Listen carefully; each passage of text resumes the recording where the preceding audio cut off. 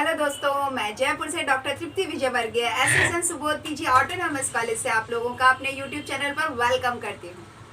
अभी इस समय मैंने एनवायरमेंटल स्टडीज जो कि पास कोर्स में, चाहे वो कॉमर्स, आर्ट्स, साइंस, कोई सी भी स्ट्रीम हो, उसका एक कंपलसरी पेपर है। इसी सब्जेक्ट के मैं बहुत सारे वीडियो बनाने वाली हूँ और होपफुली आपको ये पसंद आएंगे। ये जो सब्जेक्ट है, आप इसे केवल अपने पास होने का एक सब्जेक्ट मत समझिए। मैं इसे क्यों फोकस कर रही हूँ, क्योंकि ये आज के ज़माने का बहुत ही करंट टॉपिक है। एनवायरमेंटल स्टडीज़, इसको अपन ईवीएस बोलते हैं। आज जिस टॉपिक को लेकर के मैं आपके सामने वीडियो लेकर आई हूँ ना, वो टॉपिक है स्कोप ऑफ एनवायरमेंटल स्टडीज़। आज बहुत सारे स्टूडेंट जब भी साइंस लेते हैं, कॉमर्स लेते हैं, आर्ट्स लेते हैं, उनके दिमाग में उससे रिलेटेड फोकस्ड करियर तो है, लेकिन एनवायरमेंटल साइंस में कौन कौन से स्कोप है, कौन कौन से करियर अपॉर्चुनिटीज है, एम्प्लॉयबिलिटी क्या है, इसके बारे में आप स्टूडेंट्स को अवेयरनेस नहीं है। इसी वजह से मैं आज इस वीडियो को एक उम्मीद के साथ आपके सामने लेके आ रही हूँ कि आपको एक नई चीज पता चलेगी। आपको पता चलेगा कि एनवायरमेंटल स्टडीज को पढ़ने के बाद कितनी सारे ऑप्शंस हैं आपके पास में एज अ अर्नर। बहुत सारी चीजें हैं। If you have an interest to develop the environment, you can opt one of them. तो स्टूडेंट्स, दोस्तों, चलो शुरू करते हैं आज की क्लास को, जिसका मैंने टाइटल दिया है स्कोप ऑफ एनवायरमेंटल साइंस। क्या है स्कोप? देखो, मैंने लास्ट वीडियोस में भी आपको समझाया था, एनवायरमेंटल साइंस कोई एक स्ट्रीम नहीं है साइंस की। बहुत सारे सब्जेक्ट्स इसमें जुड़ते हैं, इसमें मिलते हैं, चाहे वो केमिस्ट्री हो, वो फिजिक्स हो, बिहेवियरल साइंस हो, सोशियो साइंस हो, कल्चरल साइंस हो, इवन मैनेजमेंट, इवन स्टैटिस्टिक्स, बहुत सारी चीजें, मैथ्स इसमें आकर के जुड़ती है। और सबसे ज्यादा लाइफ साइंस, एनवायरनमेंट की बात कर रहे हैं और बिना लाइफ साइंस के आप इसको लेके चल ही नहीं सकते।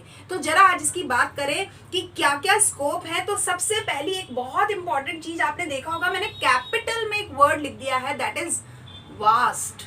VAST। वास्ट का मतलब होता है विशाल।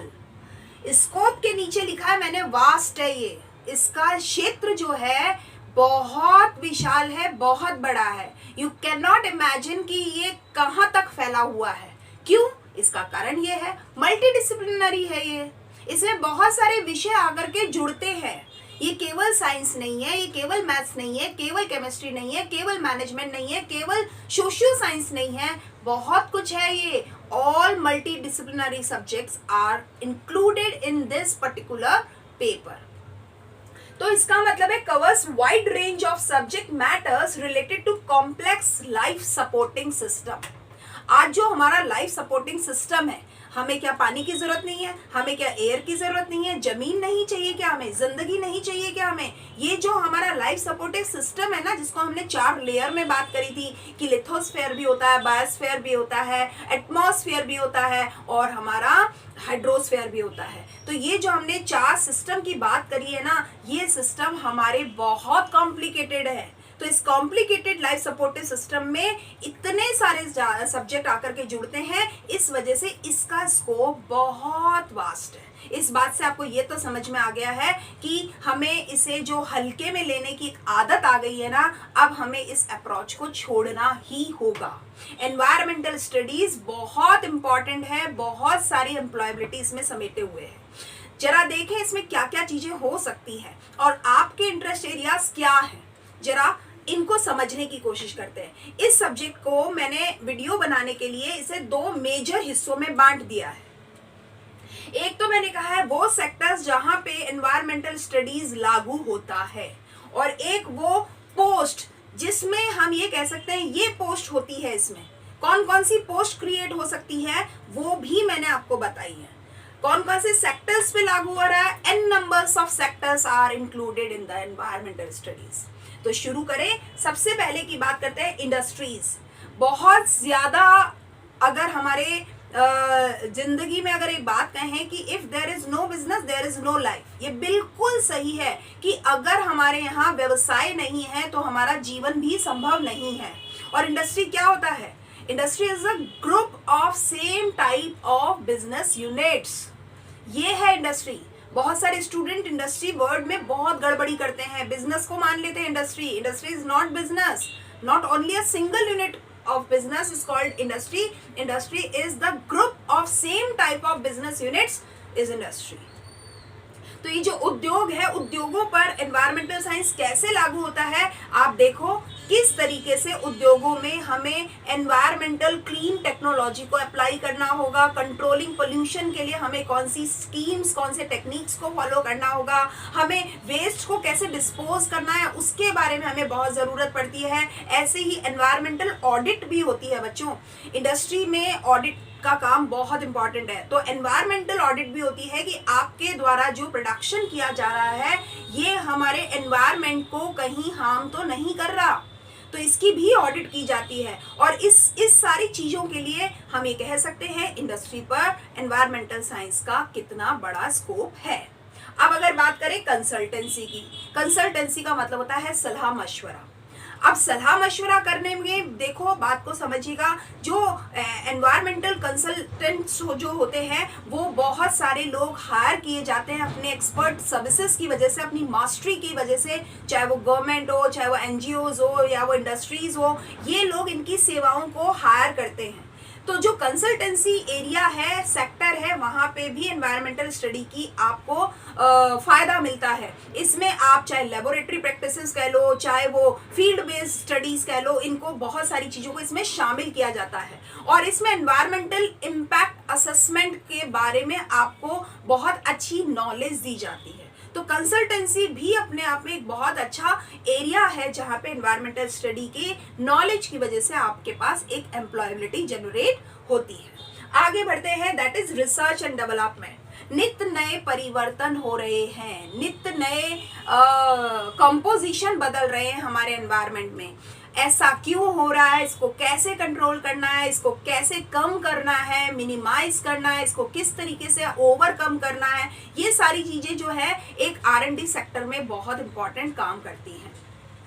और R&D अपॉर्चुनिटीज के दरवाजे पूरी तरह से खोलती है। क्यों? क्योंकि हम इसमें ये वो सारी टेक्निक्स के ऊपर काम कर रहे होते हैं कि किस तरह से हम एनवायरनमेंट को साफ रख सकते हैं, पॉल्यूटेंट्स लेवल को कितना डिक्रीज कर सकते हैं। हमारे फ्यूचर साइंटिस्ट कह लो, रिसर्चर्स कह लो, एनालिसिस कह लो, जितने भी लोग हैं एनालिस्ट जो है, उन लोगों के लिए ये R&D सेक्टर बहुत ही इन्विटेशन होता है अपने उस एक्सपर्ट नॉलेज को एक्सप्लोर करने का, राइट? तो इसका मतलब R&D सेक्टर भी एक बहुत बढ़िया एरिया है जहां पे EVS का एप्लीकेशन होता है, राइट? नेक्स्ट की बात करते हैं एकेडमिक्स।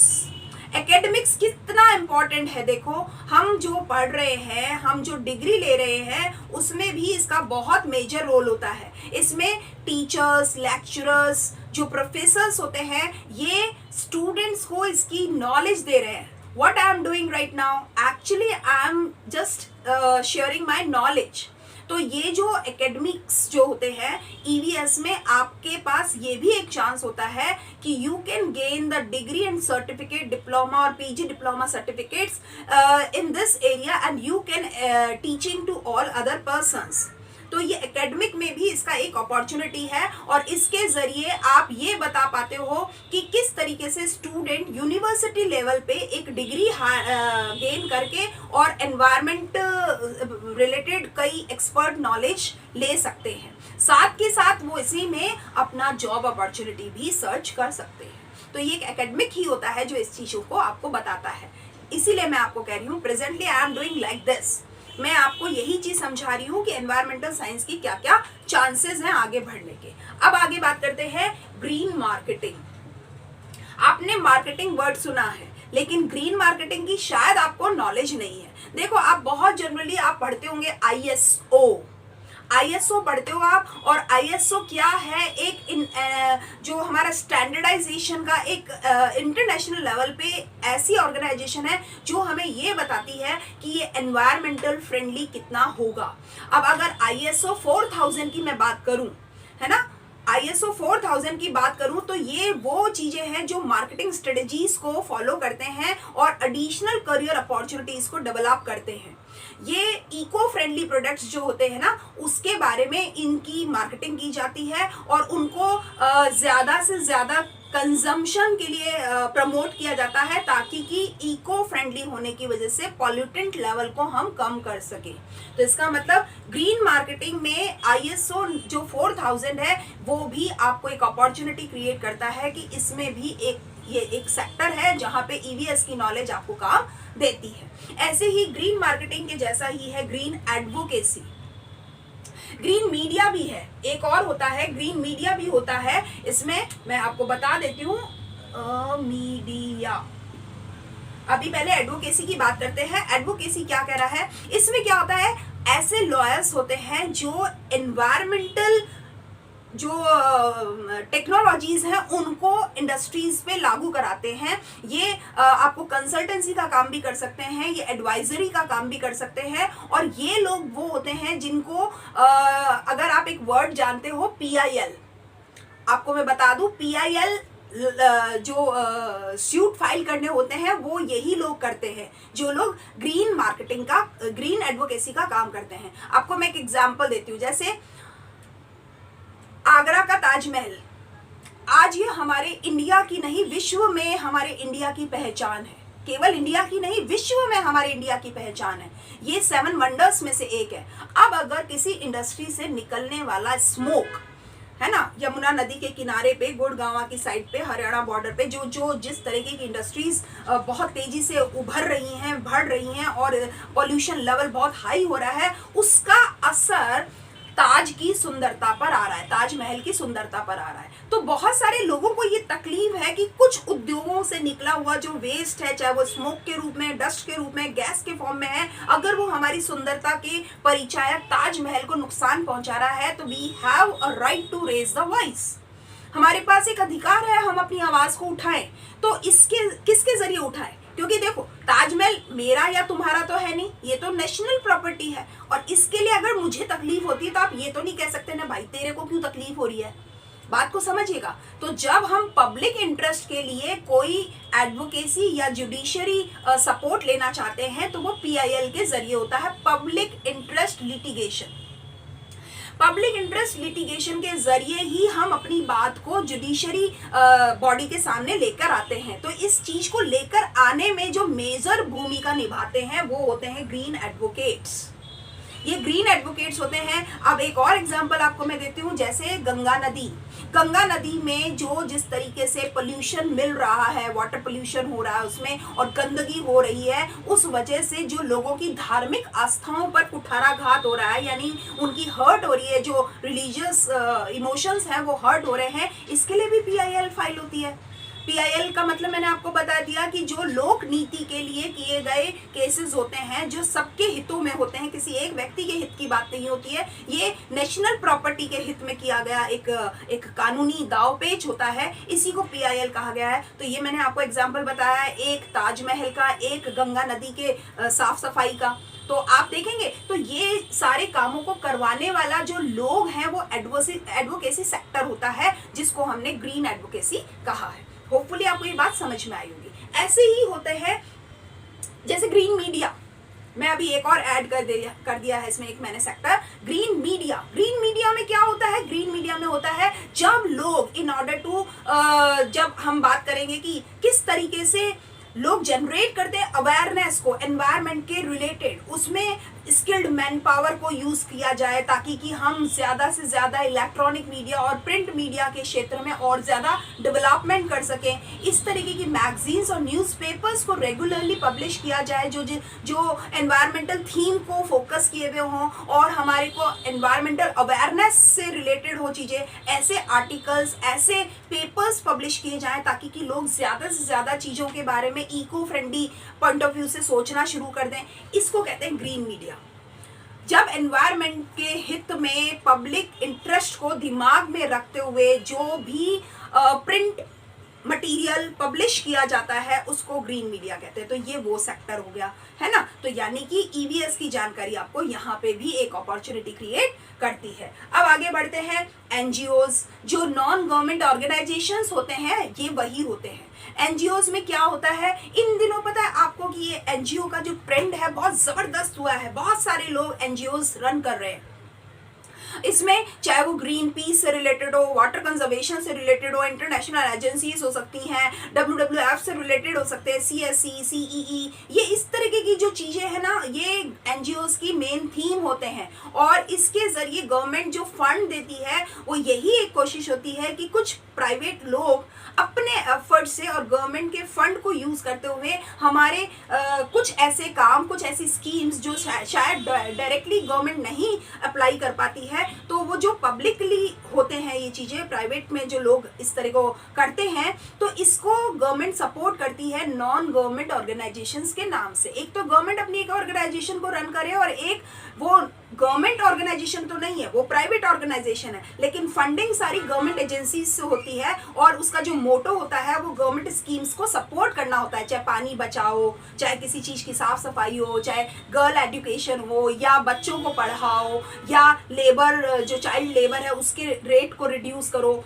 इस तरीके की चीजों के लिए एनजीओज बहुत चलाए जाते हैं। तो इन दिनों एनजीओज का एक बहुत बड़ा कंट्रीब्यूशन है हमारे इकोनॉमिक जनरेशन में, राइट। तो इसमें भी एनवायरमेंटल स्टडी का आपको बहुत बड़ा सपोर्ट होता है। आपको पता होना चाहिए कि किस तरीके की चीज़ों में काम किया जा सकता है, किस तरह से गवर्नमेंट जो फंडिंग दे रही है उसको हम किस तरीके से हमारे एनवायरमेंट को प्रोटेक्ट करने में हम यूज़ कर सकते हैं और अपने एफर्ट शो कर सकते हैं। इसके साथ में ही आता है गवर्नमेंट जॉब्स।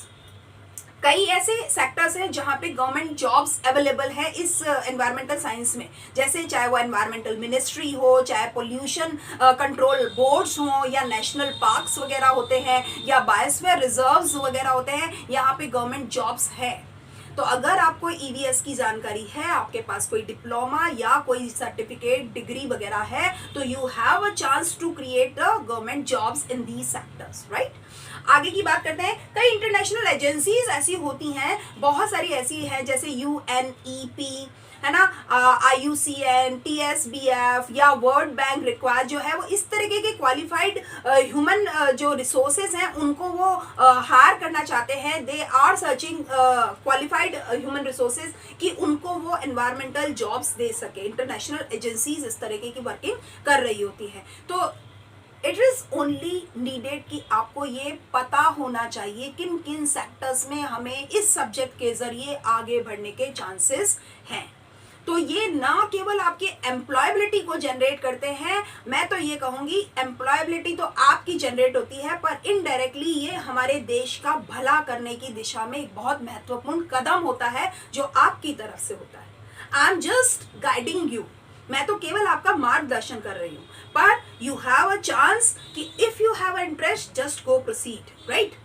तो ये तो हो गई सेक्टर्स की बात। अब मैं कुछ पोस्ट बताती हूँ आपको, किन किन पोस्ट को जरिए आप इन चीजों को पैसे कमाने का एक जरिया बना सकते हो या अपनी अर्निंग इस पे बेस कर सकते हो। और बहुत इंपॉर्टेंट चीज ये है कि if you have a interest, keen interest आपको अगर होता है तो अर्निंग करने में और भी मजा आता है, ठीक है। तो अब जरा ध्यान दो। एक होता है एनवायरमेंटल साइंटिस्ट, सेक्टर मैंने आपको बता दिया। अब एनवायरमेंटल साइंटिस्ट एक ऐसी पोस्ट है जो कि पर्यावरण वैज्ञानिक के रूप में काम करता है। कौन से टेक्निक्स के जरिए किस तरह के लेवल को कम करना है, किस तरीके की चीज़ों को हाईलाइट करना है, ये वो साइंटिस्ट का काम होता है। अब जो पर्यावरण का जो साइंटिस्ट होगा ना, वो इस तरीके की चीज़ों को जानता है कि उसे क्या क्या करना चाहिए। बिल्कुल ऐसे ही एक और होता है एनवायरमेंटल कंसल्टेंट। अभी मैंने आपको बताया था कंसल्टेंसी में बहुत स्कोप है, तो जो पर्यावरण के बारे में आपको सलाह मशवरा दे कि पोल्यूशन फ्री करने के लिए क्या करना है, इको फ्रेंडली करने के लिए क्या करना है, इसकी ऑडिट कैसे होती है एनवायरनमेंट के से रिलेटेड, तो इस तरीके की जो सलाह मशवरा का काम करता है, ऐसे व्यक्ति की पोस्ट को कहते हैं एनवायरमेंटल कंसल्टेंट। तो बहुत अट्रैक्टिव और बहुत ही हैंडसम सैलरी होती है इसमें, तो you can proceed in this sector. एक होता है वाइल्ड लाइफ फिल्म मेकर। देखो, अगर आपको फोटोग्राफी का शौक है और उसमें भी आपका पैशन अगर वाइल्ड लाइफ फोटोग्राफी है, तो बहुत सारी अपॉर्चुनिटीज़ होती हैं, बहुत सारी एजेंसीज ऐसी हैं जहां आपके शूट किए गए वीडियोस को वेलकम किया जाता है।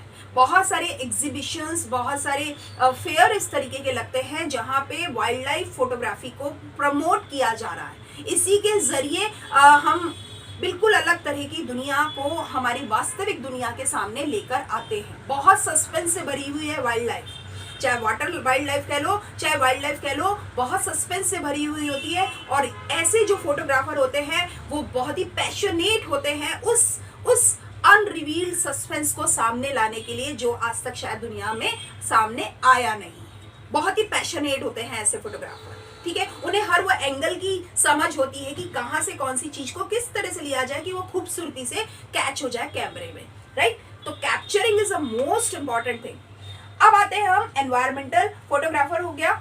देखो, जैसे वाइल्ड लाइफ फिल्म मेकर है, बिल्कुल ऐसे एनवायरमेंटल फोटोग्राफर भी होते हैं, जो हमारा वातावरण है, पर्यावरण है। वाइल्ड लाइफ में तो आप केवल जंगली जीव जंतुओं का लेंगे, पर एनवायरमेंटल में आप हमारे किस तरीके से, जैसे डस्क एंड डॉन के टाइम की जो फोटोग्राफी होती है, या किस तरीके से एंगल से फोटो को लेना कि खूबसूरती सामने आ जाए, ये सारी फ्लोरा फोना को कॉन्ट्री करते हुए किस तरीके से चीजें ली जाती है, वो पोस्ट है एनवायरमेंटल फोटोग्राफी। ऐसे एनवायरमेंटल जर्नलिस्ट, जैसे हमने ग्रीन मीडिया में बात कही थी, तो जो लोग इस तरीके के आर्टिकल्स को छापने का या उस आर्टिकल को लिखने का जो काम करते हैं, उसको एनवायरमेंटल जर्नलिस्ट कहते हैं। ऐसे ही कंजर्वेशन हाइड्रोलॉजिस्ट, जो लोग पानी के बचाने के लिए जो साइंटिस्ट टेक्निक्स का के ऊपर काम कर रहे होते हैं, उनको हम कहते हैं कंजर्वेशन हाइड्रोलॉजिस्ट, राइट। ऐसे ही कहते हैं डायरेक्टर ऑफ वेस्ट मैनेजमेंट, जो भी चीजें चाहे इंडस्ट्री से वेस्ट निकल रहा है या होम वेस्ट है, उसको किस तरह से डिस्पोज करना है, उसको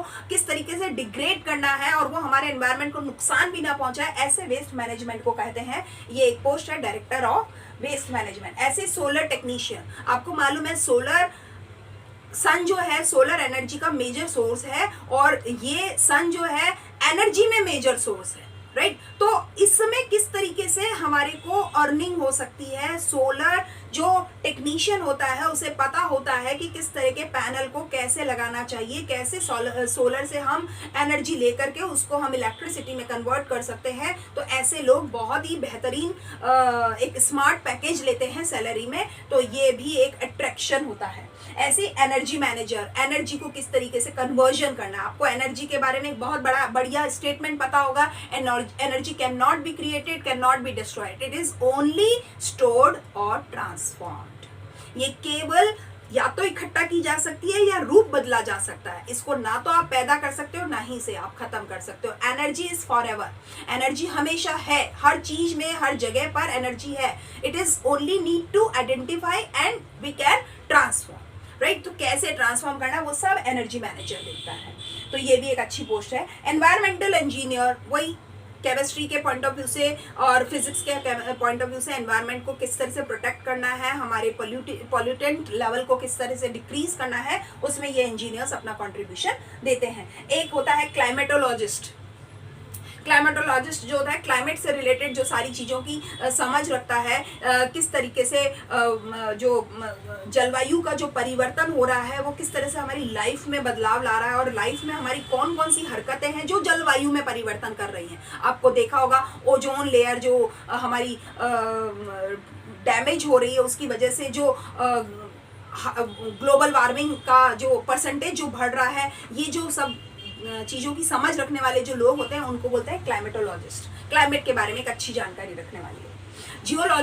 जियोलॉजिस्ट जमीन के बारे में एक अच्छी समझ रखने वाले। वो लोग केवल ये नहीं देखते हैं कि अर्थक्वेक कब आया, कौन सी प्लेट्स में किस तरह के वाइब्रेशंस हो रहे हैं, इसके अलावा भी बहुत सारी समझ इनके पास होती है कि किस तरीके से जो ये लोग हैं, जो जियोलॉजिस्ट हैं, वो किस तरीके से हमारे को काम करके हमारे को हेल्प करते हैं, राइट। तो ये सारी जो मैंने आपको पोस्ट बताई हैं और जो मैंने सेक्टर्स बताए हैं, मुझे पूरी एश्योरेंस है, मेरे को उम्मीद है आपसे कि ये चीज़ आपको एक नई दिशा देगी। अगर आप अभी ग्रेजुएशन कर रहे हैं तो you can move in this direction if you have your interest.